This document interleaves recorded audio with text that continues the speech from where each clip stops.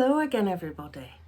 Well, this storybook is The Elves and the Shoemaker, and it's one I used to tell my children quite regularly when they were all little. And I remember Flora used to love this. So this is going out to Flora and Harry, her boyfriend, down in Chester. They're still both working very, very hard at the minute, and I'm hoping that they'll enjoy this story just for them. So, it's one of my favourite tales again. It's retold in this format by Audrey Daly, and the illustrations are by Peter Stevenson, who is a lovely illustrator. So, once upon a time, there was a poor shoemaker who had no money left to buy food for himself and his wife.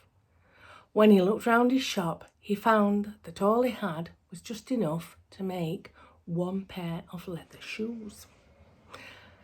As he carefully cut out the shoes, he wondered sadly if anybody would come along to buy them. Then he laid out the leather on his workbench, ready to sew the next day, and went upstairs to bed.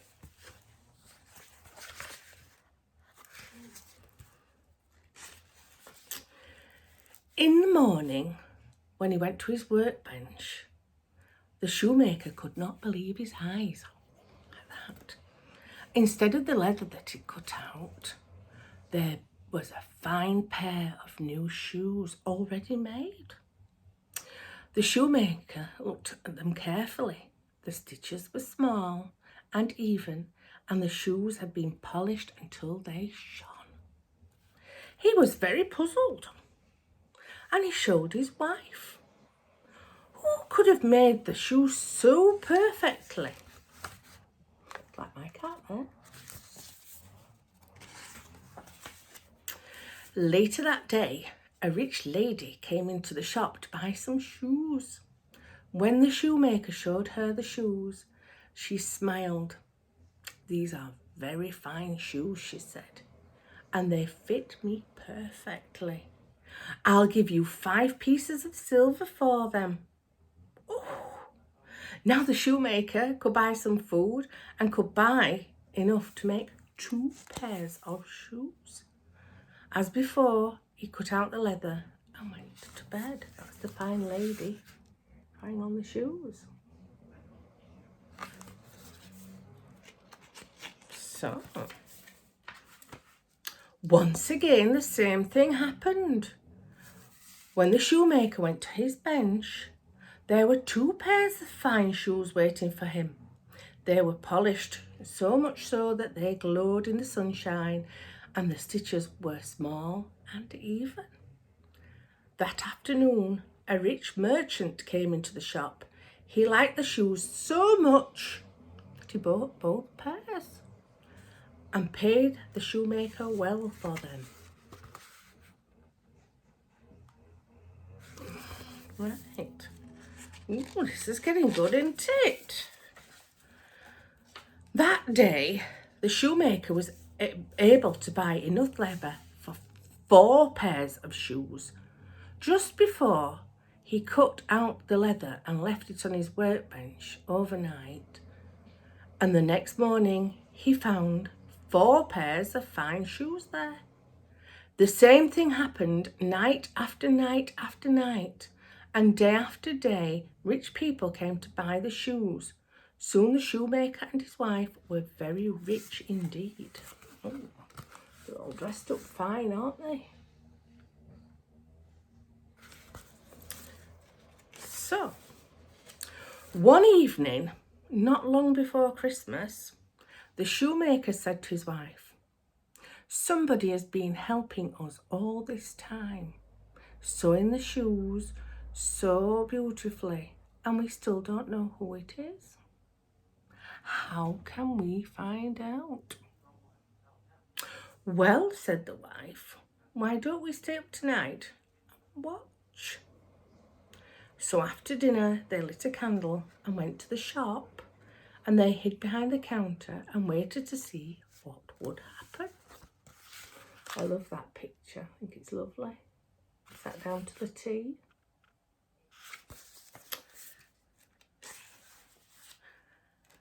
At last the door opened and ran in 2 tiny elves dressed in rags. They went straight up to the workbench, picked up the leather and started to work. They sewed and hammered until all the shoes were finished, and they polished every shoe until it shone in the moonlight, and then they ran quickly away. You see them down there?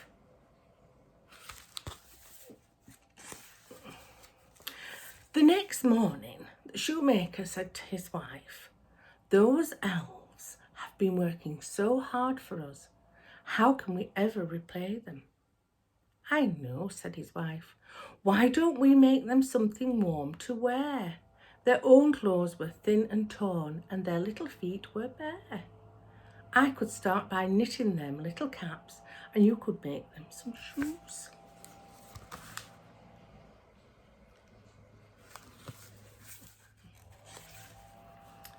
The shoemaker thought that that was a very good idea, and that evening he carefully made 2 pairs of tiny shoes, and his wife had knitted 2 little caps.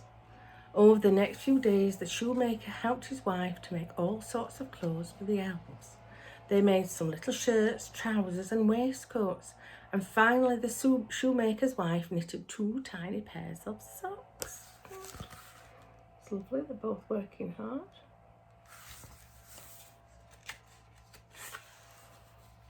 By Christmas Eve, everything stood ready in a little pile. The shoemaker's wife fetched some pretty paper and ribbons, and they wrapped each present one by one. The shoemaker was so pleased with the little shoes that he had made that he saved them till last and wrapped them up carefully. Then they put all the presents out on the workbench and hid behind the counter to wait for the elves. See the little presents there?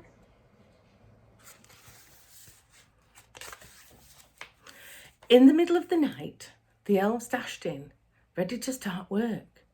But when they went to the workbench, all they found was a little pile of presents. The elves looked at each other in surprise.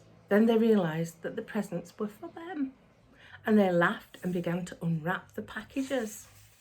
When they saw the clothes, they leapt with joy, and they took off their ragged things and put on their brand new outfits. They look lovely, don't they? Look so happy.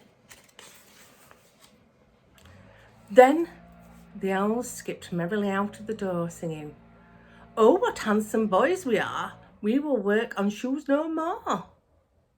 And that was the last the shoemaker and his wife saw of the 2 little men.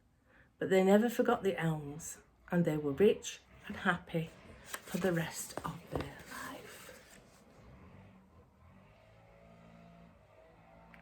See them dancing off there?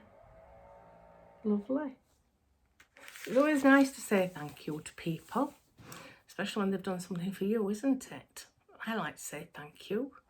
I'm saying thank you to the NHS at the minute. I'm saying thank you to my postie, my binmen, retail workers, school workers. Lots and lots of people are working just to keep me safe at the minute and to keep you safe too. So we should all just say a big thank you. There you are. Thank you. Well, that's been the Elves and the Shoemaker, and I hope you've enjoyed it just as much as I have. Stay well, stay safe, stay happy.